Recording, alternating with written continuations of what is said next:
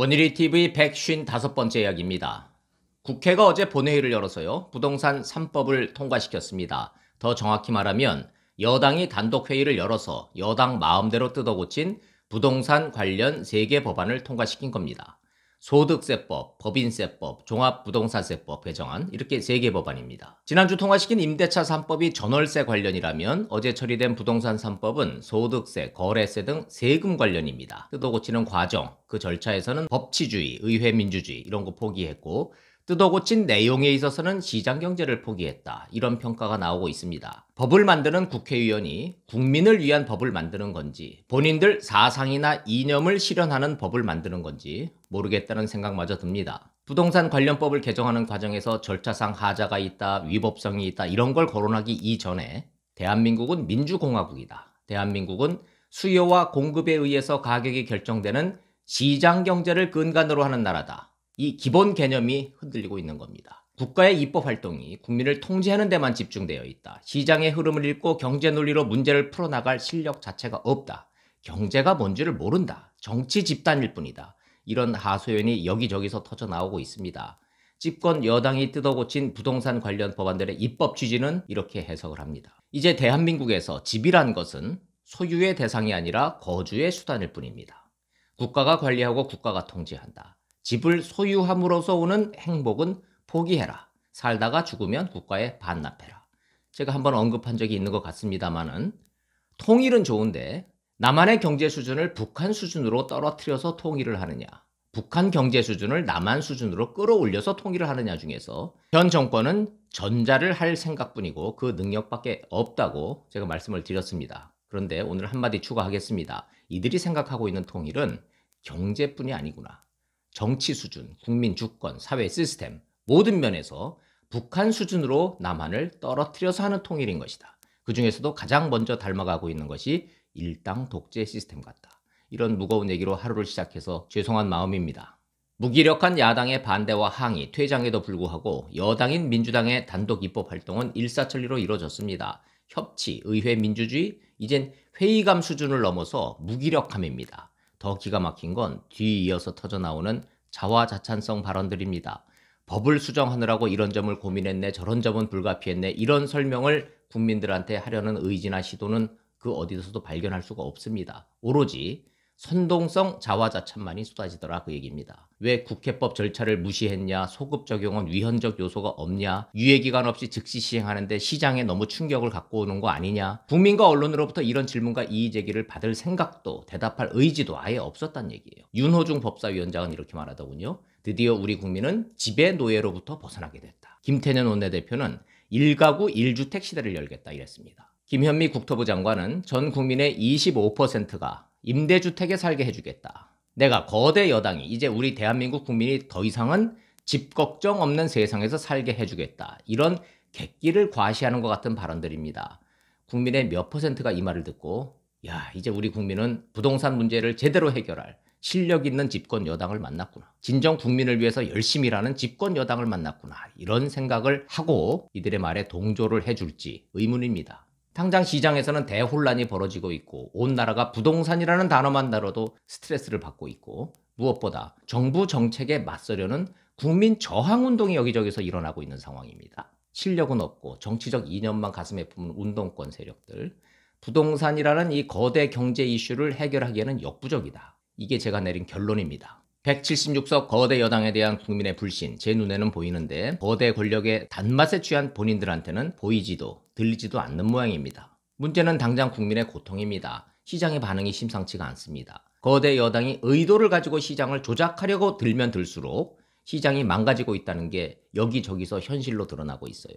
임대차 3법 강행 처리 이후에 임대인과 임차인의 갈등 고조, 급격한 월세 전환 현상, 연립과 빌라 같은 저소득층이 사는 주택부터 전세가 월세로 급격히 전환되는 현상이 나타나고 있습니다. 집권 여당은 1주택자는 징벌적 세금의 예외라고 주장을 하지만 국가가 그렇게 정교하게 가가호호 사정에 맞게 세금을 때릴 수가 없는 겁니다.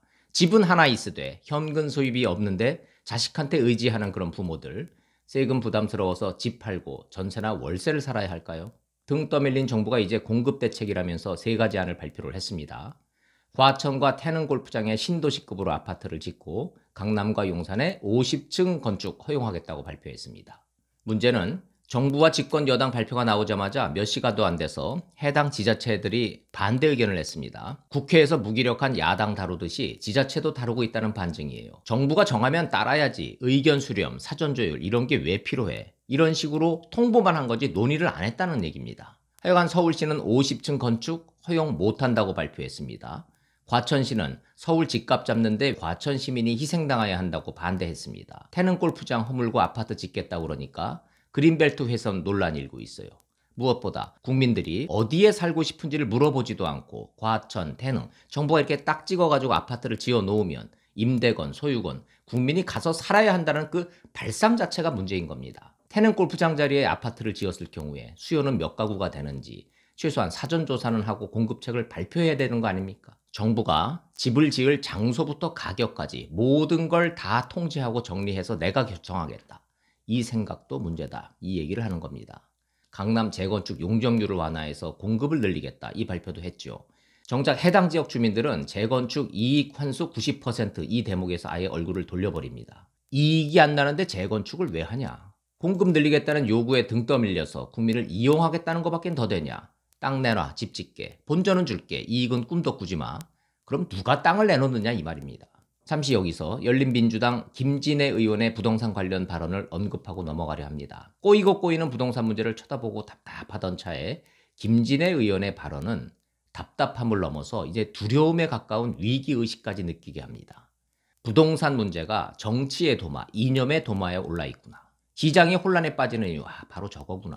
이런 생각이 드는 장면이었습니다. 어제 국회 본회의에 앞서서 열린민주당 김진애 의원이 발언을 하고 민주당 의원들이 박수치고 환호하는 장면이 연출이 됐습니다. 이미 언론을 통해서 여러분도 모두 접하셨을 거라고 생각을 하지만 오해의 소지를 없애기 위해서 김진애 의원의 발언을 각색하지 않고 그대로 옮겨보겠습니다. 비싼 아파트에 산들 부동산 값이 올라도 우린 문제 없습니다. 다만 세금만 열심히 내십시오. 불로소득이 있으면 거기에 따른 개발 이익을 환수할 수 있도록 해주십시오. 그렇게 해서 세금이 모이면 공공임대주택에 투입할 수 있는 겁니다. 바로 이것을 하자는 겁니다. 국민 여러분, 이제 합의를 이룹시다. 이 부분에 대해 돌이킬 수 없도록 합시다. 김진애 의원이 이 발언을 마치자마자 더불어민주당, 열린민주당 의원들이 잘했어, 바로 그거야, 시원하네, 크게 박수치고 환호성을 터뜨렸습니다. 국가, 세금, 임대주택 이런 단어들로 표현되는 집에 대한 이들의 생각이 국민들이 집에 대해서 가지고 있는 생각과 얼마나 일치하고 있는지 스스로 궁금해지는 대목입니다. 부동산 시장 안정화가 이들의 목표가 아니라 부동산 시장 자체를 없애는 것이다. 그게 이들의 목표라고 설명하는 것이 더 정확한 표현일지도 모르겠습니다. 부동산의 모든 것을 국가가, 아니 거대 여당이, 운동권 세력이 그들의 이념에 맞게 관리하고 통제하겠다는 겁니다. 실력이 없다는 표현보다 아예 시장이라는 단어 자체를 모르는 건지도 모르겠습니다. 문제는 대한민국은 여전히 시장 경제를 근간으로 하고 있다는 겁니다. 부동산 시장은 여전히 시장 논리로 움직이고 있다고 봅니다. 거대 여당이 아무리 막무가내로 밀어붙여도 현 정부 들어서 서울 아파트 값이 52% 폭등했습니다. 정부도 거대 여당도 국민도 말문이 막히는 부분이에요. 김현미 장관이 11% 올랐다고 말한 건 거짓말이다. 경실련, 참여연대가 이렇게 지적할 정도니까 집값 폭등은 현실인 것 같습니다. 이 나라가 네 거냐라는 이런 격한 표현을 쓰는 국민들도 늘어나고 있어요. 이 나라는 니들이 생각하는 그런 나라가 아니다. 이런 말을 부동산 시장이 대신 해주고 있는 겁니다. 그런데 이 대목에서 저는요, 거대 여당 민주당의 또 하나의 민낯을 봅니다. 절대 인정이라는 게 없어요. 오로지 남탓만 있습니다. 현 부동산 폭등은 박근혜, 이명박 지난 정부의 정책 탓이다. 집값 오른 건 현 정권 때 올랐지만 근원은 과거 정권에서 비롯됐다는 해묵은 논리입니다. 176석 거대 여당 못할 게 없는 의석수인데 본인들의 실정을 과거 정부 탓, 남탓만 하고 있으니까 국정 운영의 책임자로서의 태도가 아니다. 이런 지적, 허무한 메아리 같지만 한번 하고 넘어가지 않을 수가 없습니다. 민주당의 이런 남탓 기조에 편승하는 움직임이 북한 언론에서 등장했다는 부분, 여러분은 어떻게 생각하시는지요? 북한 대외 선전 매체 메아리가 글을 2편 올렸습니다. 남조선의 부동산 가격 폭등의 원인은 미래통합당에 있다. 이런 주장입니다. 보수 집권 시기인 2014년 박근혜 정권과 새누리당이 통과시킨 부동산 3법은 부동산 시장 교란법이었다. 부동산 시장의 규제를 풀어서 집값 상승을 유도하려는 부동산 시장 교란법은 결국 재건축 주택 소유주들과 재건축 업자들에게 돈벼락을 안겨주려는 재건축 특혜법이었다. 사유재산을 인정하지 않는 북한이 시장경제의 부동산 시장에 대해서 뭘 안다고 훈수를 두고 나선 건지는 모르겠습니다만은 주장만 놓고 보면 현 여권의 논리와 비슷하다는 점에서 소개해드릴 가치가 있겠다 판단을 했습니다. 참으로 아이러니, 외이러니입니다. 안치환 노래밖에는 생각나는 게 없습니다. 공통 키워드, 남 탓이 비단 부동산 문제에서만 등장하는 건 아니죠. 국회 협치 실패했다. 그건 야당 탓. 소득주도 성장이니 최저임금 과속 인상이니 여기서 생기는 고용위기는 보수 정권 때 만든 양극화 탓. 비정규직 폭등은 잘못된 통계 탓. 코로나 사태는 중국에서 들어온 한국인 탓. 인국공 사태는 가짜뉴스에 속은 청년 탓. 대북정책 파탄은 볼턴 탓. 한명숙 유죄는 검찰과 법원 탓. 검찰개혁 실패는 윤석열 탓. 조국 유재수 드루킹 울산시장 수사는 정치검찰 탓. 매사 이런 시간이냐 이겁니다. 앞으로 할 남탓 리스트라는 것도 있더군요. 탈원전 정책 실패로 전기료 인상 불가피하다. 이건 최재형 감사원장 탓. 탈원전과 전기료 인상 이 문제는 감사원장 탓으로만 넘기기에는 덩치가 너무 큰 이슈입니다. 정권 초기에 탈원전이라는 이슈로 시작을 했지만 이젠 태양광 사업, 이런 재생에너지 사업에 여권 인사들이 뛰어들었기 때문에 이해관계가 복잡해졌습니다. 3년 새 조 단위로 수익을 내던 한전이란 기업은 소생불능 상태의 적자 구조로 빠져들었죠. 미국 나스닥 상장 기업인데 정권 끝나면 그냥 넘어가기 힘든 문제가 탈원전 문제입니다. 나중에라도 심층으로 다뤄볼 문제입니다. 부동산 문제를 정리해 보겠습니다. 이건 정책이 아니다, 정치다. 서울과 비서울로 갈라치고 강남과 강북을 갈라치고 임대인과 임차인으로 갈라치는 부동산 정치다. 정책이 아닌 정치가 개입을 했으니 시장이 제 기능을 작동할 리가 없죠. 왜곡되고 부작용과 후폭풍이 불가피할 겁니다. 거대 여당 입장에선 갈라치기로 수가 많은 쪽을 보고 간다. 즉 득표에 도움이 되는 프레임이라고 판단한 듯 합니다. 누가 뭐래도 있는 자보다는 없는 자가 많다는 판단이겠지요. 그런데요, 거대 여당이 하나 놓친 게 있다고 봅니다. 주택 문제를 북한 수준으로 떨어뜨리는 게 목표라면 동의할 국민의 숫자는 다수가 아니라 소수일 겁니다. 소위 운동권 세력 집권한 지 4년 차입니다. 고성장과 완전 고용 호시절의 성과를 고스란히 누린 386 세대들이에요. 속으론 경제 성장의 과실을 즐겼지만 겉으론 평등과 공정과 정의를 외친 삶을 살아왔습니다. 마침내 권력을 손에 쥐었고 무소불위의 힘을 휘두르는 환경을 맞이한 거예요.